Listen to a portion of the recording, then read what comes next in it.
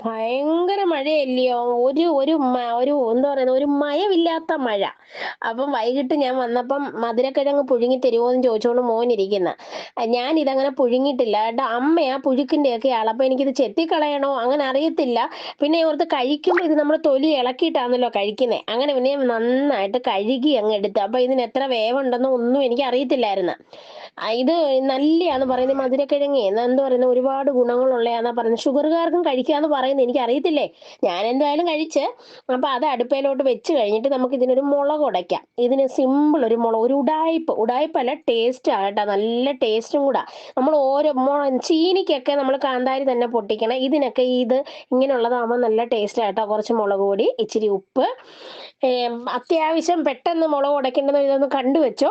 പിള്ളേരെയൊക്കെ പറ്റിക്കാൻ എളുപ്പമാട്ടോ. എങ്കിൽ പിള്ളേർക്ക് ഇഷ്ടപ്പെടുകയും ചെയ്യും. അപ്പൊ തൈരും കൂടെ ഒഴിച്ചിട്ട് നന്നായിട്ട് കുഴച്ചെടുക്കുക. വീട്ടിൽ തന്നെ ഞാൻ ഉറച്ചതായത് കൊണ്ട് ഇന്ന് ഇച്ചിരി കട്ടിയുണ്ട് തൈരിനെ. അപ്പൊ അത് കഴിഞ്ഞിട്ട് ഇച്ചിരി കൂടെ തൈര് ഒഴിച്ചാൽ, ഞാനിത് ഇച്ചിരി കട്ടിയുണ്ട്, വേണമെങ്കിൽ ഇച്ചിരി ലൂസ് ആക്കാം. പക്ഷെ ഞാൻ ഇത്ര തിക്കായിട്ടിരിക്കട്ടെ എന്ന് വിചാരിച്ച്. എന്നിട്ട് അപ്പോഴത്തേന് ഇത് വെന്ത് കഴിഞ്ഞു. എനിക്ക് ഊറ്റാൻ ഇച്ചിരി പേടിയാ. ഇങ്ങനെ അടപ്പ് വെച്ചിട്ട് ഊറ്റാൻ ഇച്ചിരി എനിക്കൊരു എന്താ പറയുന്നത്, ഒരു ഇച്ചിരി പേടിയുണ്ട്. അതുകൊണ്ടാണ് ഞാൻ ഇത് വെച്ച് കുത്തി വെച്ച് ഓരോന്നോരോന്ന് എടുത്തിട്ട് അവിടെ കൊണ്ട് വെച്ചപ്പോഴത്തേന് രണ്ടുപേരും തയ്യാറായി ഇരിപ്പുണ്ട് കഴിക്കാനായിട്ട്. പിന്നെ ഇവരാരും മുഖം കാണിക്കത്തില്ലല്ലോ കഴിക്കാതിരിക്കുന്നില്ല. ലച്ചുമോൻ മാത്രമേ ഉള്ളായിരുന്നു. അവൾക്ക് വയ്യാത്തോണ്ട് പിന്നെ ഞാൻ അവളെ നിർബന്ധിച്ചില്ല. അമ്പാടിക്കുട്ടനാണ് ഇത് കഴിക്കുന്നത്. എടുത്ത് അങ്ങനെ കാണിച്ചതേ ഉള്ളൂ.